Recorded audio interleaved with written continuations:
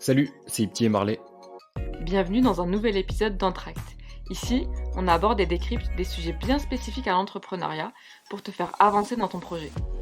Alors si tu es un étudiant passionné par l'entrepreneuriat, assieds-toi bien confortablement et profite de cet épisode.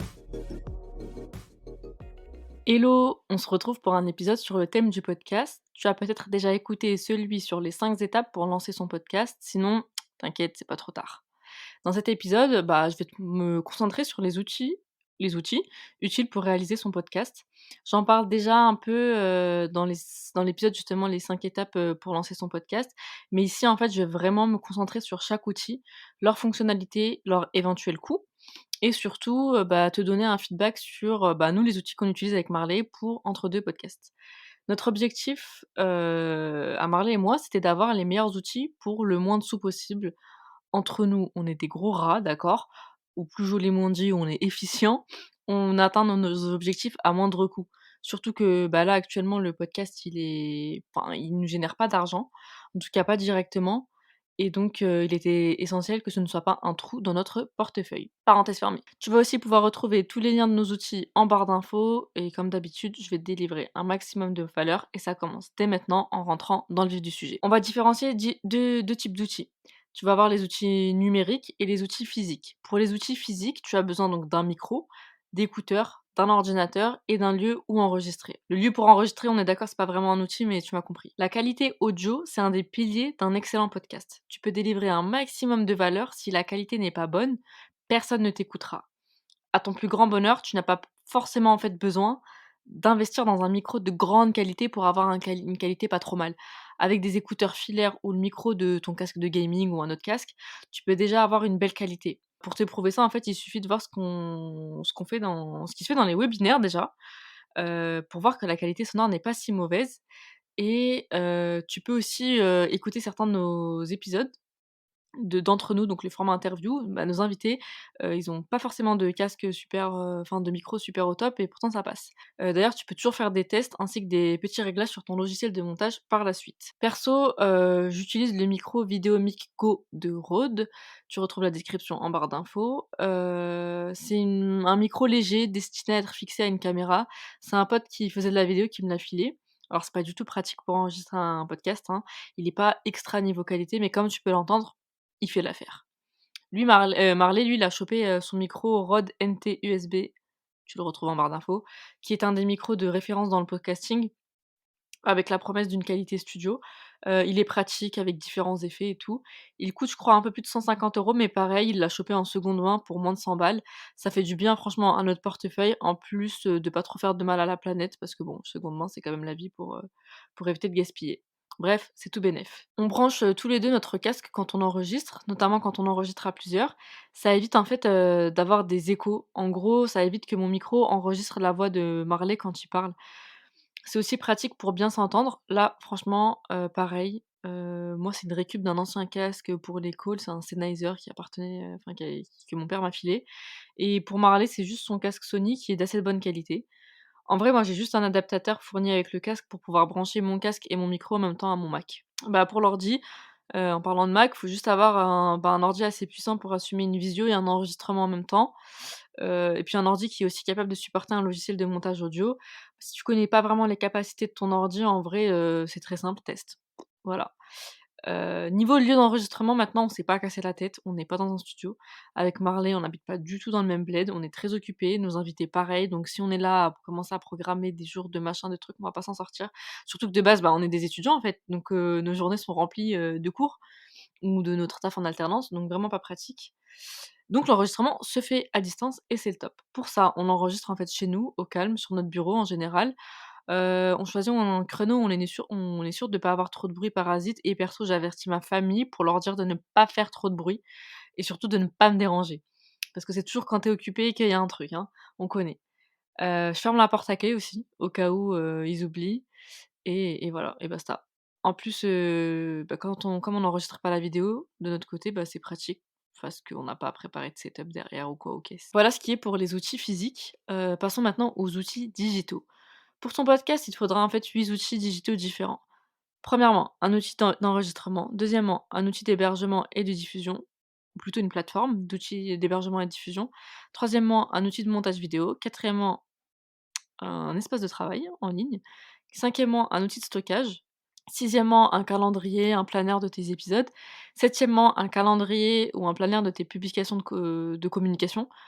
Huitièmement, un outil, ou un logiciel de conception graphique et neuvièmement, un bonus, un truc optionnel mais intéressant que je te donnerai plus tard. Pas de panique face à tous ces outils, pour chacun d'entre eux, il existe une version gratuite et en plus tu verras, chaque outil a vraiment sa place dans le podcasting et tu arriveras très bien à les gérer. Pour l'outil d'enregistrement, il en existe plusieurs. Ça peut aller du simple enregistrement via Zoom à une plateforme plus spécialisée.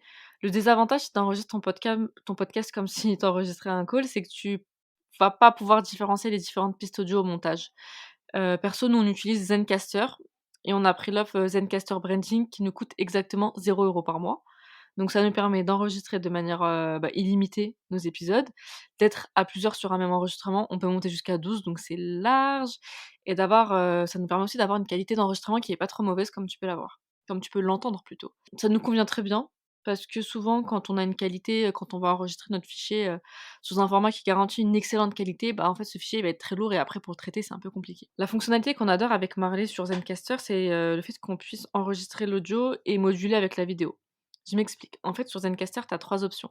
Tu peux enregistrer l'audio sans la vidéo, tu peux enregistrer l'audio mais montrer la vidéo sans l'enregistrer et tu peux enregistrer l'audio et la vidéo.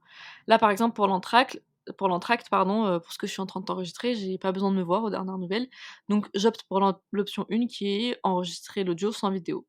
Pour les entre nous, donc pour les interviews, c'est plus agréable de se voir avec notre invité, donc l'option 2 nous convient, c'est-à-dire pouvoir enregistrer l'audio tout en se voyant, donc avec la vidéo, mais j'enregistre pas la vidéo.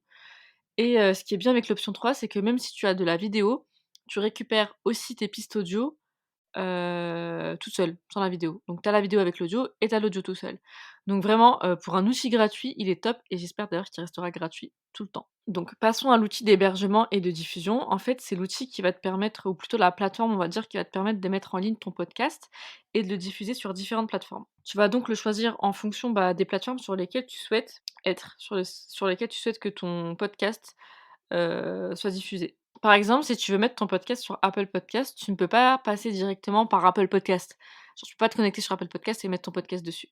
Tu dois passer par une plateforme, d'hébergement et de diffusion. Pareil pour Spotify. D'ailleurs, parenthèse, je remercie tous ceux qui nous ont mis les 5 étoiles sur Apple Podcast et sur Spotify. Ça nous motive grave, ça me fait grave plaisir et ça me stimule grave de voir ces chiffres, ces 5 étoiles augmenter, en fait. Donc voilà, parenthèse fermée. Par exemple, tu vois, YouTube, c'est aussi une plateforme d'hébergement et de diffusion et tu peux choisir de mettre ton podcast, uniquement sur YouTube. Pour vous dire toute la vérité, on allait d'abord utiliser encore.fm, qui est la plateforme, élaborée par l'entreprise Spotify. Elle est assez complète, elle permet d'ailleurs, d'enregistrer, de faire un peu de montage audio. Mais, on a finalement opté pour Ocha, qui est une plateforme française et qui permet de diffuser directement et automatiquement sur Deezer et YouTube. Et pour nous, c'était non négligeable et encore.fm ne nous permettait pas de faire ça directement. On voulait être partout et on veut toujours l'être et notamment sur les grosses plateformes, que sont Deezer et YouTube. Surtout qu'on avait fait un petit sondage avant de lancer notre podcast et on avait des gens autour de nous, des étudiants autour de nous qui utilisaient Deezer pour écouter leur podcast. Donc il y avait vraiment, 0 red flag par rapport à ça. L'autre grande différence entre ces 2 plateformes, c'est que Ocha est payant contrairement à encore.fm. Avec Marley, on a pris d'ailleurs l'offre Boost. Elle nous permet entre autres de diffuser automatiquement sur YouTube et de pouvoir éditer 12 clips, que tu retrouves, sur nos réseaux sociaux. Elle est initialement entre 24 et 29 € par mois selon si tu prends l'abonnement mensuel ou annuel. Avec Marley, on a pris l'abonnement mensuel et on a aussi une réduction étudiante de 15, donc on paie en gros exactement 24 € et 65 centimes par mois, à nous 2. Et d'ailleurs, on a des réductions pour toi. C'est pas du tout un partenariat, c'est juste, voilà, un bon tips. Selon l'abonnement que tu prends, tu peux avoir entre 5 € et 30 € de réduction, ce qui est pas négligeable et je te file le code promo en barre d'infos, pardon, ça fait plaisir. Passons à l'outil de montage vidéo, donc voilà, c'est fini pour l'outil d'hébergement et diffusion. Donc pareil, pour l'outil de montage vidéo, tu as, un paquet qui existe. Je te conseille de faire tes petites recherches avant et surtout prends ton courage à 2 mains, regarde des tutos et ça devrait le faire. Surtout que bon, on n'est pas chez 92i Records, donc tu pas besoin de toutes les fonctionnalités du monde, pour pouvoir monter un podcast, hein. Actuellement, j'utilise, DaVinci Resolve. J'ai aussi utilisé Reaper pour monter à un moment et je me suis même tâtée à utiliser GarageBand. Donc à toi de voir ce qui te correspond le plus et de toute manière, ils sont tous gratuits, tu peux changer à n'importe quel moment. Ensuite, pour l'espace de travail, bah, ça peut être en fait les outils basiques de Google, voire, pourquoi pas prendre Google Workspace et ajouter à tout cela Notion ou même Airtable. En gros, ton espace de travail, c'est l'endroit virtuel où tu vas tout documenter. Tu y retrouves, ta stratégie, ton marketing, ta communication, tes calendriers de diffusion, tes Kanban et d'autres to-do list. Les outils comme Google Docs, Google Forms, Google Agenda ou Google Meet vont venir appuyer toute cette organisation. Par exemple, dans Google Docs, chez nous, on va retrouver les notes que l'on prend quand on s'entretient avec vous, mais aussi le formulaire de contact qui nous permet d'en savoir plus sur vous. D'ailleurs, si tu veux nous donner un mini coup de pouce, n'hésite pas à remplir ce formulaire, il est juste en barre d'infos. Oui, cette barre d'infos est très riche d'informations. Pour rebondir sur les outils Google, on utilise Google Drive pour stocker tous nos épisodes. C'est d'autant plus important pour nous car on est 2 et on travaille à distance. Donc en gros, on peut pas travailler, que sur, on va dire, un disque dur. En plus, on a pu brancher Zencastr à notre Google Drive, si bien qu'en fait que les épisodes s'enregistrent automatiquement dessus et ça, franchement, c'est le saint graal. Et c'est Zencastr qui propose cette option en deux trois clics, franchement, je suis pas un génie et j'ai réussi à le faire. Pour revenir un peu sur Google, souscrire à un abonnement à Google Workspace, ça t'aide à avoir plus d'espace de stockage parce qu'en fait, ça peut aller très vite avec les fichiers audio, voire les fichiers vidéo et au bout d'un moment, tu seras obligé d'en supprimer certains, ce qui est pas forcément, la meilleure astuce. Donc je crois que pour 5-6 balles par mois, tu peux déjà avoir un peu plus d'espace, en plus d'avoir tous les autres avantages, que t'offre Google Workspace. Bon, pour revenir à l'espace de travail, c'est aussi la plateforme sur laquelle tu peux créer des calendriers de diffusion de tes épisodes de podcast. C'est vraiment l'outil essentiel pour rester constant, organisé et focus. Parfois, et véridique, il peut m'arriver d'oublier de devoir enregistrer un épisode et en vérifiant le calendrier, bah, ça m'évite de me diriger vers la catastrophe et de pouvoir ainsi rattraper mon retard. Tu peux aussi organiser la rédaction et la publication, de tes publications promotionnelles sur les réseaux sociaux. Par promotion, j'entends promouvoir ton podcast, hein. Pour nous, chaque épisode a son texte pour LinkedIn et Insta. D'ailleurs, on va sortir un épisode sur tous nos processus de travail et d'organisation avec Marley, car, je pense qu'on construit de belles choses, efficaces, voire même efficiences voire même efficientes et on souhaite quand même vous partager tout ça. Et justement pour faire tout ça, on utilise Notion ou Notion si tu as l'accent. On t'en parle souvent, mais c'est parce que c'est un outil tout à fait convenable qui répond à nos besoins. C'est peut-être un peu dur à prendre en main, mais pareil, tu as plein de tutos pour t'en sortir, notamment la chaîne de Shubham Sharma qui est vraiment top et que tu pourras retrouver en barre d'infos. Enfin, et pour faire un lien avec la communication, il te faudra une plateforme de conception graphique. En gros, un outil pour créer des designs, que ce soit la pochette de ton podcast ou tous les autres visuels à destination des réseaux sociaux. Très simplement, on utilise Figma, ou plutôt Marley utilise Figma, pour les pochettes du podcast et de chaque épisode, et on utilise aussi un peu Canva pour quelques illus. C'est de là que viennent en fait, bah, justement les illustrations qui nous représentent, sur la pochette du podcast. Pour créer du contenu sur les réseaux sociaux et promouvoir ton podcast, tu peux aussi créer des mini clips avec un joli fond et des ondes là pour symboliser le podcast. En gros, faire un audiogramme et bah, justement, on m'avait conseillé un outil, homonyme, ça s'appelle, Audiogramme et en fait sur Audiogramme, c'est la plateforme bonus.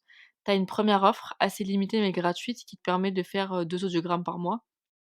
Sinon ça monte à 20-30 balles par mois, 20-30 $ par mois et en vrai, bah, ça dépend de ton budget et de la répartition de ton budget, donc en vrai, vois si toi ça t'arrange de pouvoir faire des audiogrammes. Donc voilà, j'ai fini de te dévoiler tous nos conseils et secrets sur le choix de nos outils. J'espère que ça te sera très utile. Je vais te les récapituler à l'instant. Donc voici les outils basiques à avoir. Premièrement, un outil d'enregistrement. Deuxièmement, une plateforme d'hébergement et de diffusion. Troisièmement, un logiciel de montage vidéo. Quatrièmement, un espace de travail. Cinquièmement, un outil de stockage ou un espace de stockage. Sixièmement, un calendrier ou un planner de tes épisodes de podcast. Septièmement, un calendrier ou un planner de tes publications de communication et de promotion. Huitièmement, un logiciel, de conception graphique ou un outil de conception graphique et neuvièmement, le bonus, un outil pour créer du contenu et faire des audiogrammes pour, continuer à promouvoir ton podcast. Si tu as une question, hésite pas, on répond régulièrement aux questions sur le podcasting et en plus on est, comme tu as pu le voir, 100 transparent. Pour nous contacter, tu as nos réseaux sociaux toujours en barre d'infos. À très vite. Si tu es arrivé jusque-là, c'est que l'épisode t'a sûrement plu. On est des fans de feedback, alors mets-nous un message en commentaire ou sur nos réseaux sociaux pour nous dire ce que tu en as pensé. Et si l'épisode t'a vraiment plu, n'oublie pas de nous mettre les 5 étoiles ou liker sur ta plateforme d'écoute. Ça nous aidera à avoir plus de visibilité. À bientôt pour un prochain épisode.